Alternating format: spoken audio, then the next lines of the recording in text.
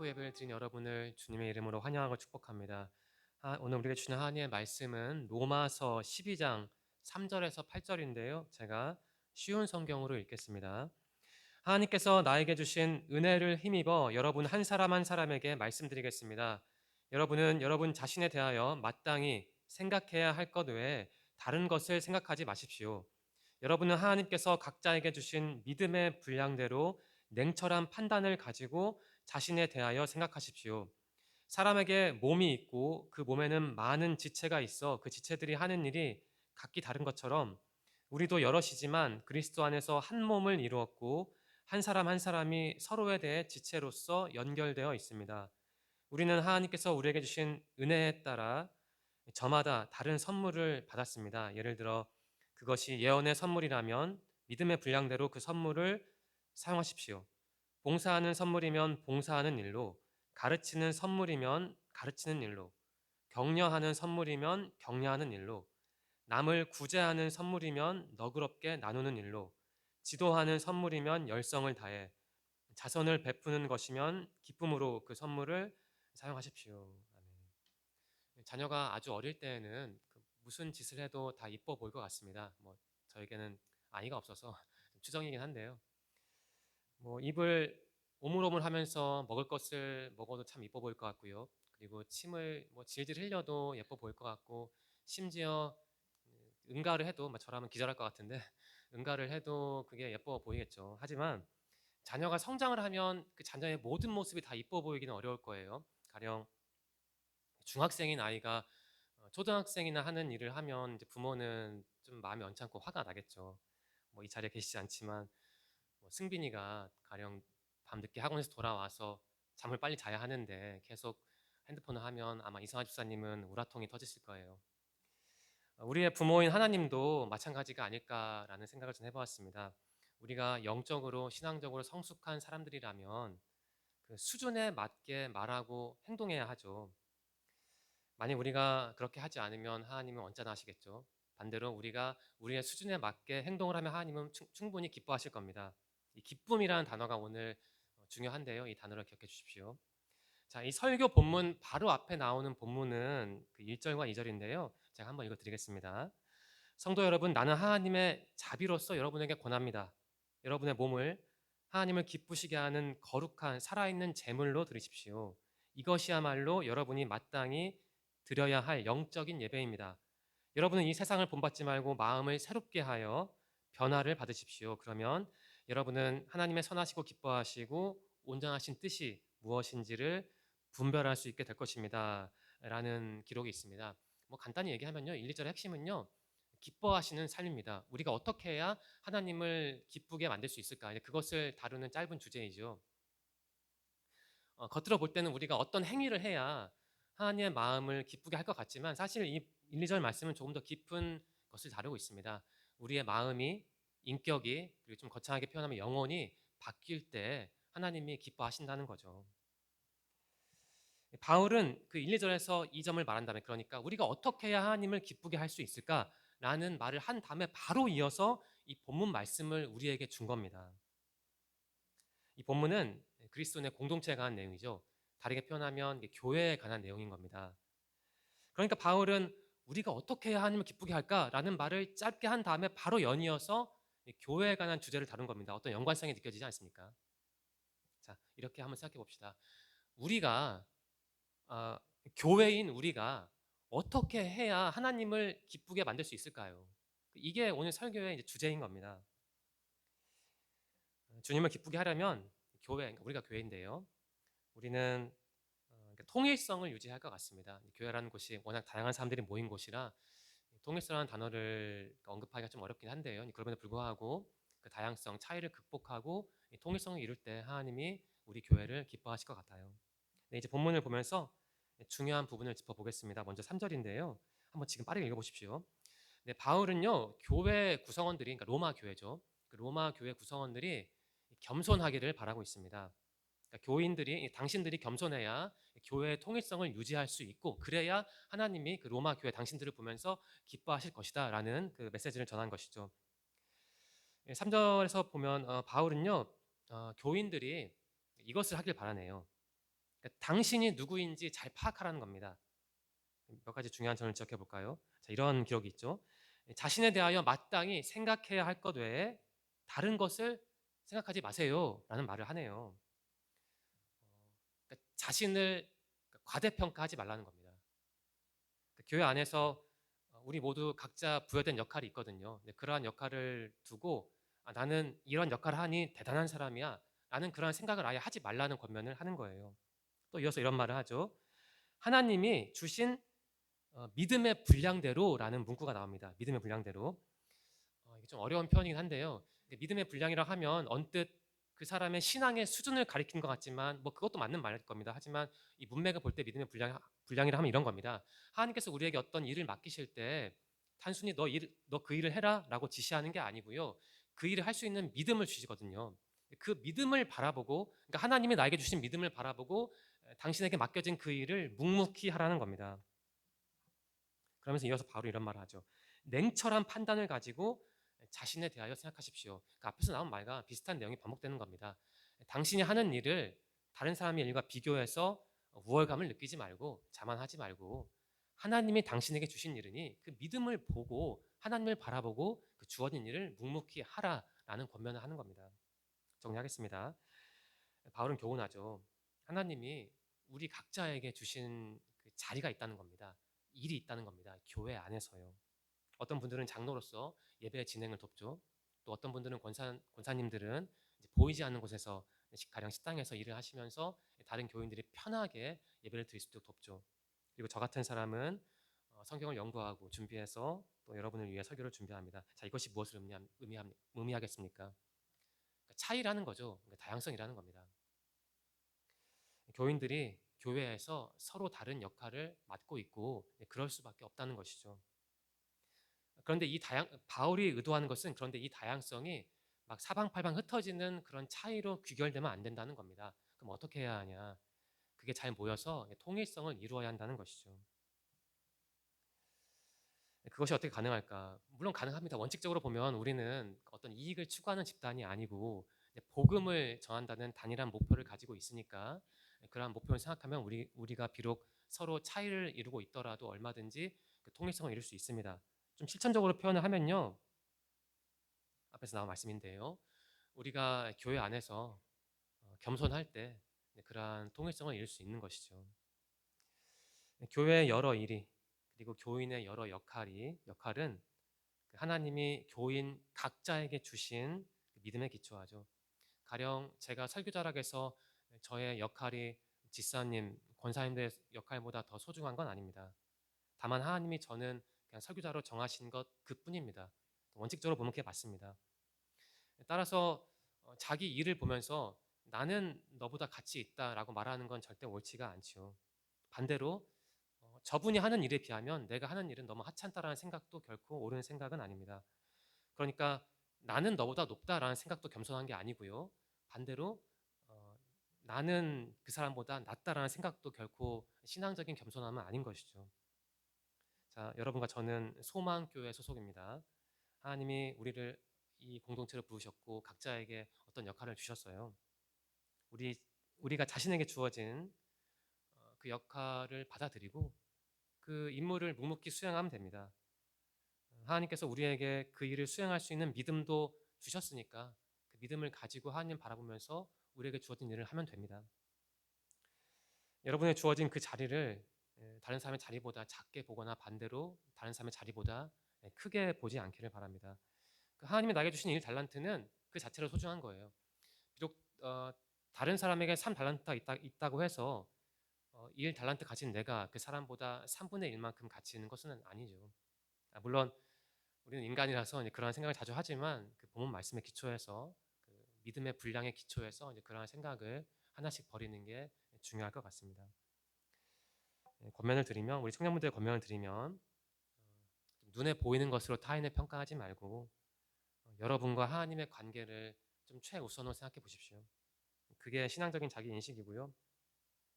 그러한 인식이 있을 때 내가 신앙적인 겸손함을 유지할 수 있고 내가 그렇게 겸손할 때 여러분이 속한 공동체의 통일성을 해치지 않고 유지할 수 있을 겁니다. 바로 이러한 점에서 4절과 5절 말씀을 이해하시면 되는데요. 한번 지금 읽어보십시오. 뭐 조금 식상한 비유인데 인체 비유가 나오죠. 그러니까 우리 신체에 여러 그 기능이 있듯이 뭐 손과 다리와 뭐 얼굴과 뭐 눈이 있듯이 교회 안에 있는 사람들의 역할도 그 인체가 긴밀하게 연결되어 있듯이 그 모든 역할도 서로 역할도 어느 것 하나 빠질 것 없이 소중하다는 거예요. 우리 청년부들이 교사로서 특히 많은 봉사를 하는데 여러분에게 주어진 그 일을 좀 소중하게 생각하시길 바랍니다. 하나님은 여러분이 맡으신 그 일을 통해서 우리 모두가 다양하면서도 통일된 신앙의 길을 걷도록 인도하시는 거예요. 그리고 그 여러분이 맡으신 그 일을 통해서 하나님은 여러분과 소통하는 겁니다. 그 일을 통해서 아마 여러분에게 은혜를 주시고 또 복을 주실 거예요. 그리고 여러분이 그 하는 일을 통해서 하나님은 여러분이 지도하는 그 아이들에게도 그 은혜를 주실 겁니다. 네, 이어서 6절, 7절, 8절인데요. 제가 다시 한번 읽겠습니다. 우리는 하나님께서 우리에게 주신 은혜에 따라 저마다 다른 선물을 받았습니다. 예를 들어 그것이 예언의 선물이라면 믿음의 분량대로 그 선물을 사용하십시오. 봉사하는 선물이면 봉사하는 일로, 가르치는 선물이면 가르치는 일로, 격려하는 선물이면 격려하는 일로, 남을 구제하는 선물이면 너그럽게 나누는 일로, 지도하는 선물이면 열성을 다해 자선을 베푸는 것이면 기쁨으로 그 선물을 사용하십시오라고 기록되어 있습니다. 저는 이 부분을 묵상하면서 이 선물이라는 단어가 특히 제 마음에 다가왔습니다. 개역개정 성경은 이 부분을 은사라고 번역하거든요. 그러니까 하나님이 주신 재능이라는 것이죠. 근데 원문으로 보면 여러분이 다 아는 이 카리스마입니다. 이 은사, 선물에 해당하는 단어가요. 그러니까 두 단어, 이 단어는 은사로도 번역이 되고 선물로도 번역이 되는데 이 쉬운 성경의 번역자는 그러니까 선물이라는 단어를 선택한 겁니다. 저는 개인적으로 선물이라는 단어가 더 마음에 듭니다. 그러니까 은사, 그러니까 하나님이 주신 재능이라 하면 뭐제 개인적인 느낌이 하지만 뭔가 수직적이고 하나님께서 위에서 그냥 꽂아주신 것 같은 그러한 느낌이 들고 뭔가 좀 경직된 제 느낌이긴 한데요. 그런 느낌이 드는데 선물이라고 번역을 하면 좀 빨리 나눌 수 있고 좀 수평적인 느낌이 들거든요. 그래서 저는 개인적으로 선물이라는 번역을 조금 더 선호합니다. 근데 바울은 말을 하네요. 하나님이 우리 모두에게 카리스마, 즉 선물을 혹은 은사를 주셨다는 거예요. 근데 그것이 동일한 은사나 선물이 아니고 보시면 저마다 다른 선물이라고 기록되어 있습니다. 형평성이 어긋나는 게 아니죠. 그러니까 하나님이 특정인을 예뻐한다는 것도 아닙니다. 그럼 무엇이냐?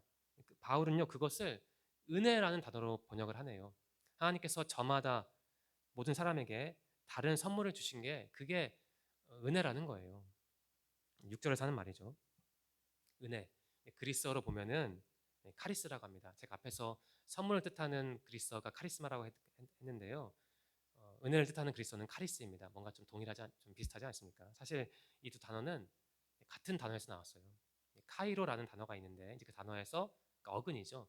카리스마, 그러니까 선물이라는 단어도 나오고 또 카리스, 그 은사, 어, 카리스, 그런 은혜라는 단어 나온 겁니다. 예전에 카라라는 그 걸그룹 있지 않습니까? 혹시 아십니까? 카라라는 단어가 아마 그분들이 의도한 건지 모르겠는데 그리스어로 기쁨, 환희 그런 뜻이거든요. 이 카라라는 단어도 이 카이로라는 단어에서 파생한 겁니다. 그러니까 뭐 카라, 뭐 카리스, 카리스마가 사실 같은 토대에 있는 단어인 거예요. 네, 하나님 우리 각자에게 카리스마 즉 선물을 주셨는데요. 그게 저마다 다른 선물이래요. 그리고 그게 카리스 은혜라는 겁니다. 그러니까 다른 차이 이게 중요한데요. 관련해서 제가 설교 주제와 제목을 다시 언급하겠습니다. 오늘 설교 주제는 교회이고 그 설교의 핵심은 교회인 우리는 다양한데 우리가 어떻게 그러한 다양성을 차이를 넘어서 통일성을 유지할 수 있을까? 이제 그것을 우리가 다루자는 겁니다. 한번 비판적 따져 보겠습니다. 우리는 서로 다르죠. 그러니까 성격도 다르고 좋아하는 음식도 다르고 또 신앙적인 색깔도 다릅니다. 얘기를 해보면 하나님을 정의하는 방식도 다 다르더라고요. 좀 일상적인 경험에 기초해서 말씀드리면 제 생각에는 다르다는 것은 사실 그렇게 낭만적인 것은 아닙니다. 자칫 그 다른 사람들 구성되어 있으면 그 공동체가 분열할 수도 있고 찢어질 수도 있잖아요. 좋아하는 음식이 달라서 다투기도 합니다. 좋아하는 연예인이 달라서 다투기도 하죠. 저는 뭐 좀 개인적인 이야기인데요. 그 집에 있는 그 싱크대에서 그 수도꼭지를 사용할 때 그 물을 틀을 때 그 물줄기가 가는 줄기로 여러 줄기가 나오는 걸 좋아합니다.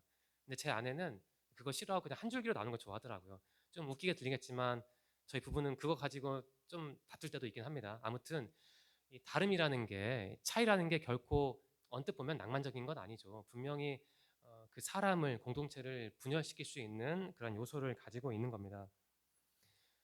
그냥 일반적인 교회만 평신도만 그렇게 다른 문제 때문에 갈등할 수 있는 게 아니에요. 여러분 좀 들으시면 놀라겠지만 목사라는 사람들도 신학자들도 심지어 신학교도 그렇게 다른 것 때문에 찢어집니다. 제가 나온 신학교는 1812년에 건립이 됐습니다. 1920년대에 좀 자유로운 신학적인 분위기가 많이 전파가 됐어요. 저희 학교는 그 분위기를 당시에 수용을 했습니다. 그런데 저희 학교에 있던 일부 교수는 이제 그것을 도저히 용납할 수 없어서 그러니까 몇몇 교수를 이끌고 다른 곳으로 나가버렸어요. 그래서 새로운 학교를 설립했죠. 그 학교가 지금 웨스터민스터 신학교라는 곳인데 제가 말씀드린 것은 신학교라는 것도 신학자라는 사람들도 이 성경 해석을 달리해서 그것 때문에 서로 찢어지고 싸우기도 합니다. 그러니까 이 다름이라는 문제가 이 차이라는 문제가 그렇게 결코 간단한 만만한 문제가 아닌 것이죠. 우리의 신앙의 색깔마저 바꿀 수 있는 그러한 주제인 겁니다. 자, 다른 사람들이 모인 공동체가 우리라는 교회입니다. 소망 교회입니다. 더구나 우리는 교회 안에서 서로 다른 역할을 부여받았잖아요. 그처럼 다른 사람들이 다른 일을 하다가 서로 더 달라지기도 합니다. 솔직히 그렇지 않습니까? 그러니까 교회라는 곳은요, 그냥 이중, 삼중으로 달라질 수밖에 없는 그러한 존재들이 모인 곳인 것 같아요. 하지만 잊으면 안 되는 게 있죠. 꼭 기억해야 할 게 있습니다. 이제 교회는 단순한 공동체가 아니고 집단이 아니고 그러니까 하나님 안에서 믿는 사람들이 복음이라는 가치를 들고 그런 목표를 들고 모인 공동체라는 겁니다. 그래서 단일한 지향점이 있죠. 그러한 지향점, 오늘 설교 제목인 통일성이 있는데요. 그러한 통일성이 있기에 그 6절에 나온 그 우리에게 부여된 서로 다른 선물이 그러니까 우리를 분열시키는 선물이 아니고 그러니까 우리를 통일할 수 있는 그러한 선물이 된다는 겁니다. 한번 비유해 보겠습니다. 저는 신앙적인 아름다움이 뭘까 한번 생각을 해보았는데요. 최근에 뉴스를 보다가 그 유채꽃 그뭐 언덕이라 할까 밭이 있는 그런 장면이 나온 그 뉴스를 본 적이 있습니까? 있습니다. 뭐 여러분 유채꽃 좋아하시는지 모르겠는데 저는 그 뉴스를 보면서 조금 어색하고 좀 답답한 게 느껴지더라고요. 그냥 다 노란색이니까 제 눈에는 그게 굉장히 인공적으로 느껴졌습니다. 저는 우리 신앙의 모습이 교회의 모습이 그러한 유채꽃 같은 모습이 되어서 안 될 것 같아요. 그럼 어떤 것이 좋을까? 뭐 좀 거칠긴 하지만 뭐 산 언덕에 있는 다양한 꽃들이 있잖아요. 뭐 노란색 꽃도 있고 파란색 꽃도 있고 저는 이제 그러한 모습이 진짜 신앙적인 아름다움 같아요. 비록 다른 색깔들이 모여 있지만 그 나름대로 모여서 어떤 조화를 이루는 것. 뭐 유치한 비유긴 하지만 저는 교회가 나아갈 방향이 그건 유채꽃이 아니고 그산 언덕에 있는 그 다양한 꽃들의 그러니까 모임이하지 않을까 그런 생각을 하게 된 겁니다.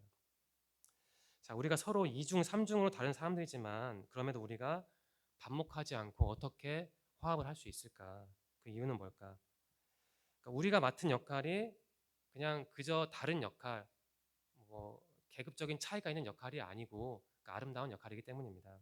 그 왜 아름답느냐? 그게 하나님이 우리에게 주신 역할이니까요. 자, 여러분과 저는 다릅니다. 그러니까 소망 공동체는 다양성으로 이루어진 공동체인 것이죠. 그럼에도 우리는 뭐 잘 눈에 보이지 않고 때로는 확인하기도 어렵긴 하지만 그 통일성을 분명히 유지하고 있습니다. 하나님이 우리에게 주신 그 다른 역할이 아름다운 역할이기 때문입니다. 이 점을 조금만 더 구체적으로 살펴보겠습니다. 자, 6절 후반부에서 8절까지 보면요. 몇 가지 다른 역할이 나옵니다. 먼저 예언을 하는 사람들이 있죠. 그러니까 당시 교회, 그러니까 로마 교회죠. 로마 교회 안에 예언을 하는 사람들이 있었던 것 같습니다. 바울은 그 사람들을 염두에 두고 예언을 하는 사람들이 어떻게 행동을 해야 하는지를 이제 지적을 하고 있죠. 참고로 예언이라 하면 두 가지 의미가 있습니다. 여러분이 아는 그 예레미야, 뭐 이사야 선지자처럼 하나님께 받은 내용을, 그러니까 미래 이러한 일을 받아서 그대로 전달하는 일도 예언이고 또 다른 의미도 있거든요. 오늘 본문에 나온 의미가 바로 두 번째 의미 같은데 제가 본문은 아니지만 그 고린도전서 14장 3절을 읽어드릴게요.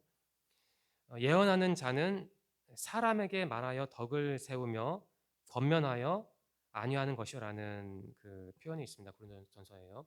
그러니까 예언이라는 게 꼭 어떤 하나님이 의도하신 것을 내가 이해해서 그 미래의 일을 전하는 것이 예언이 아니고 그것만 예언이라는 게 아니고 하나님의 말씀을 받아서 교회를 세우고 교인을 권면하고 어떤 가르침을 주는 것도 예언이라는 겁니다.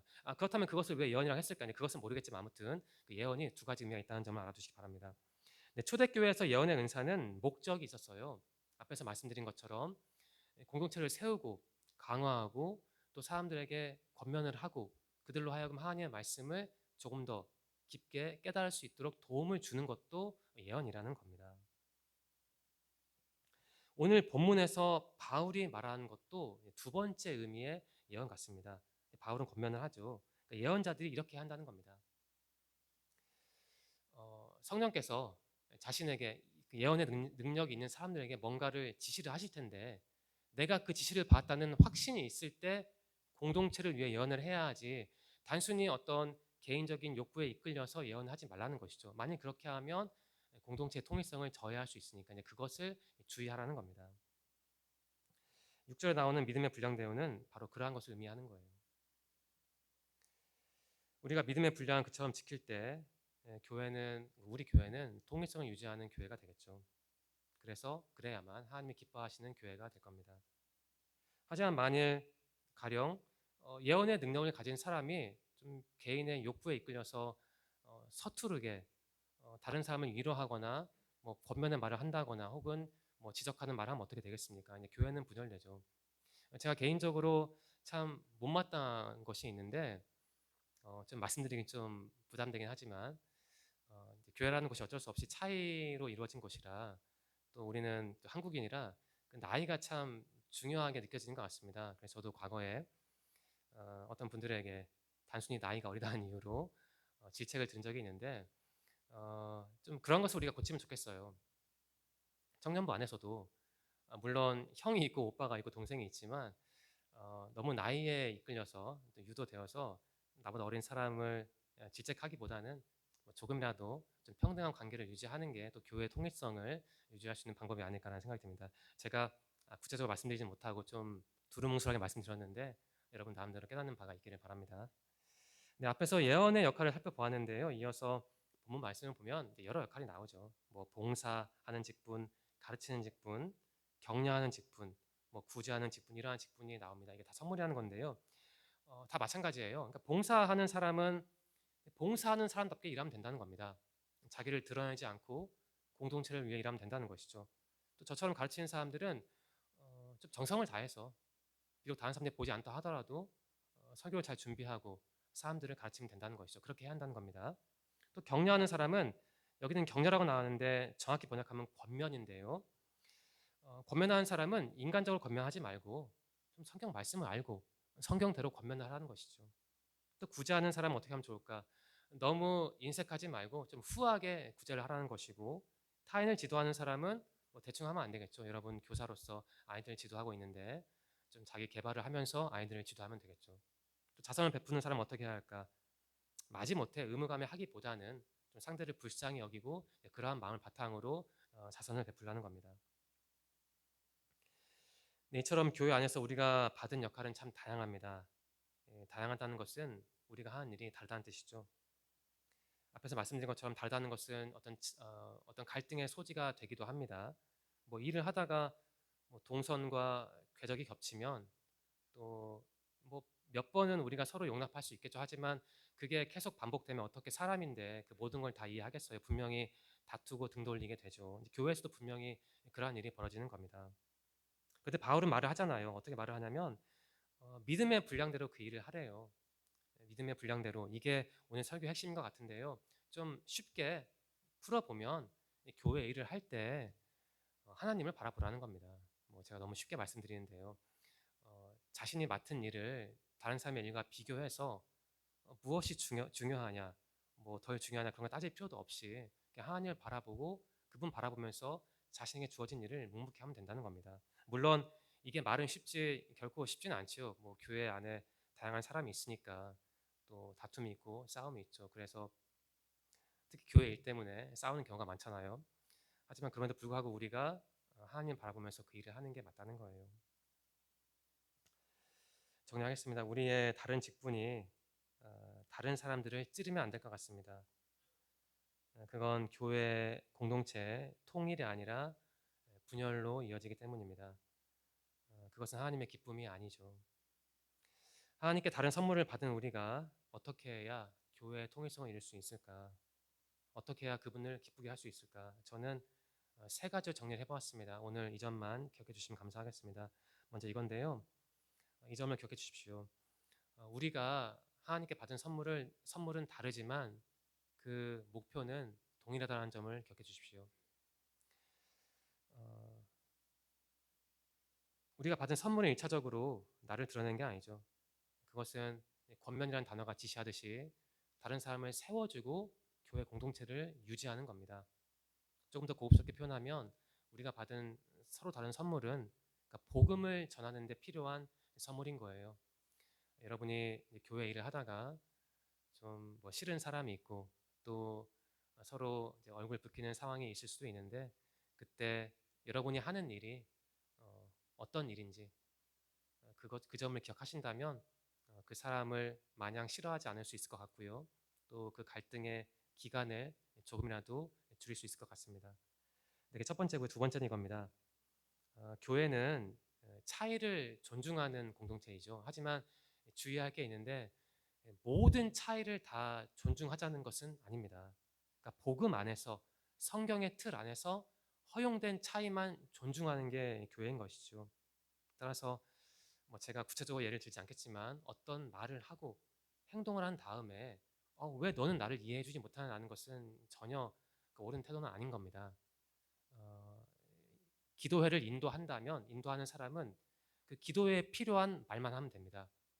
또 설교를 하는 사람은 그 주제에 맞는 말을 하는 게 맞는 것이죠. 뭐 예를 들어 특정 정당을 지지한다거나 특정 정치인을 지지하는 발언은 전혀 할 필요가 없는 겁니다. 세 번째인데요.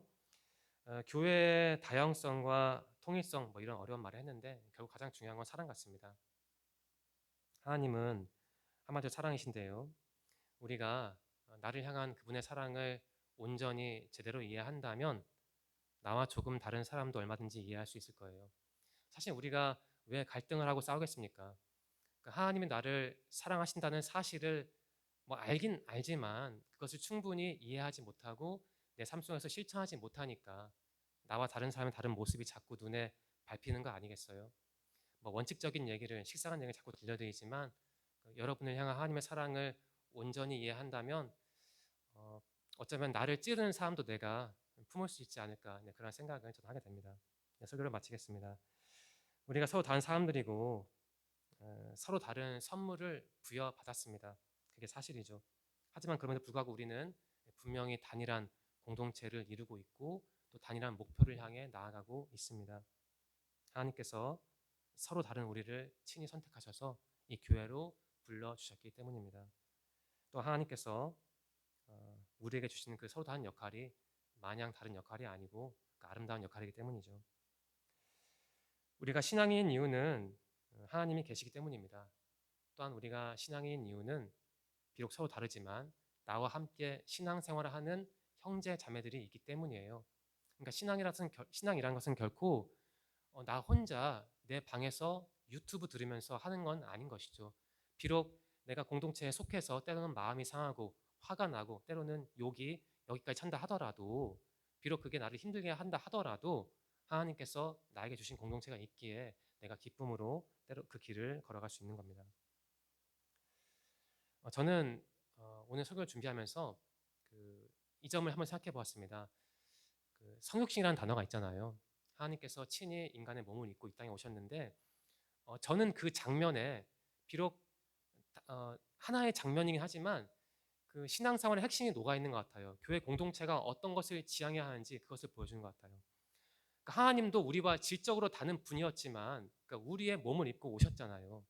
그러니까 당신과 우리의 차이를 그분은 그렇게 극복하신 거예요. 그러니까 우리가 나아갈 방향을 보여주는 거죠. 여러분과 다른 사람이 있을 때 그 차이를 어떻게 좁힐 겁니까? 그 다름을 어떻게 견디고 해석할 겁니까? 그 성육신하신 하나님의 모습을 보면서 그 모델을 보면서 한번 여러분만의 나름의 그러한 행동 방식을 혹은 사고 방식을 한번 찾아보시기 바랍니다. 저는 이 교회라는 주제로 몇 편의 시리즈 설교를 준비했는데요. 지금 4편을 할지 5편을 할지 좀 고민 중에 한데 아무튼 오늘이 두 번째 설교입니다. 제가 굳이 바라는 게 있다면 우리 청년분들이 좀 자신과 조금 다른 사람들을 이해했으면 좋겠어요. 뭐좀 제가 구체적으로 말씀드리면 좋겠는데 이게 좀 차마 할 수는 없는데 우리 가운데도 좀 갈등이 있는 것 같아요. 또 다툼이 있는 것 같은데 어, 제가 낭만적인 말씀을 드리는 건 결코 쉽게 해결할 수 없을 겁니다. 그게 오래 지속될 수도 있는데 나와 조금 다른 사람들을 마냥 배척하고 등 돌리기보다는 저 사람은 왜 다를까? 어떤 배경이 있을까라는 생각을 하시고 그리고 아주 원칙적인 얘기지만 하나님께서 나를 사랑하시는 만큼 저 사람도 똑같이 사랑한다라는 생각을 진지하게 한다면 여러분을 어쩌면 힘들게 하는 그 차이가 마냥 힘든 차이로 다가오지 않을 거예요. 자, 이번 주 본 말씀을 깊이 묵상하시고 우리가 어떻게 해야 또 다양성을 유지하면서도 좀 통일성을 확보하는 청년부를 만들 수 있을까 그러한 고민하신다면 하나님께서 여러분에게 풍성한 은혜를 주시리라 믿습니다. 기도드리겠습니다. 하나님 감사합니다. 성경 말씀을 통해 교회란 무엇인지, 교회란 무엇이어야 하는지 깨닫게 하시니 감사합니다. 오늘 주신 말씀을 더 묵상하고 우리 교회에 필요한, 우리 소망 청년부에 필요한 교훈을 얻기를 바랍니다. 그 교훈을 또한 꼭 적용해서 열매를 맺을 수 있도록 인도하여 주세요. 새로운 한 주를 허락해 주셔서 감사합니다. 나는 소망 공동체의 일원이다 라는 감사함과 자부심을 마음에 품고 우리 모두가 일상에서 당신의 자녀답게 살기를 원합니다. 차이와 갈등을 녹이는 주님의 사랑을, 그 사랑을 나의 가정에서 실천하고 나의 직장에서 실천하고 또한 나의 교회에서도 실천할 수 있도록 인도해 주세요. 함께 하실 것을 믿으며 예수님의 이름으로 감사하며 기도드립니다. 아멘.